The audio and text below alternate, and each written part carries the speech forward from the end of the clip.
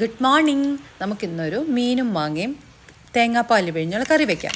നമുക്ക് ചട്ടി നന്നായി ചൂടായി കടുകും ഉലുവയും നന്നായി മൂത്ത് വന്നതിന് ശേഷം അതൊക്കെ പൊട്ടിയതിന് ശേഷം ഇഞ്ചി വെളുത്തുള്ളി ചതച്ചതാണ് ഞാനിതിലേക്ക് കറിയിലേക്ക് സാധാരണ യൂസ് ചെയ്യുന്നത്.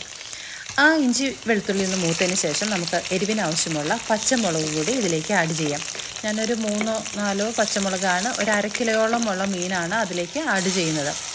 അതൊന്ന് മൂത്ത് വന്ന് ഒത്തിരി മൂത്ത് പോകണ്ട. അതിനുശേഷം നമുക്ക് ഒരു ചെറിയ തക്കാളി അരച്ചതും കൂടി ഈ കറിയിലേക്ക് ചേർക്കാം. തക്കാളി ചേർക്കുമ്പോൾ തീ വളരെ കുറച്ചായിരിക്കണം.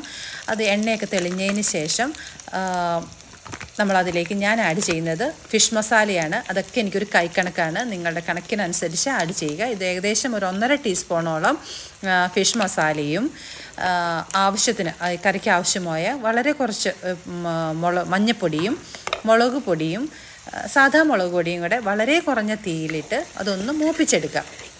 പ്രത്യേകം ശ്രദ്ധിക്കണം, തീ വളരെ കുറവായിരിക്കണം. ഇതൊന്ന് മൂത്ത് വരുമ്പോൾ നമ്മൾ കഴുകി വെള്ളം വാർന്ന് വെച്ചിരിക്കുന്ന മീൻ കഷ്ണങ്ങൾ ഈ മസാലക്കൂട്ടിലേക്ക് നമുക്ക് ആഡ് ചെയ്യാം.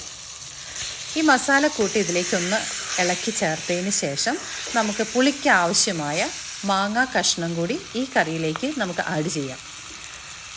മാങ്ങയും ഇട്ടതിന് ശേഷമാണ് തേങ്ങയുടെ ഏകദേശം ഒരു 1/2 മുറി തേങ്ങയുടെ 2ാം പാല് നമ്മൾക്ക് ഈ കൂട്ടിലേക്ക് ഇട്ട് കൊടുക്കാം, ഒഴിച്ചു കൊടുക്കാം.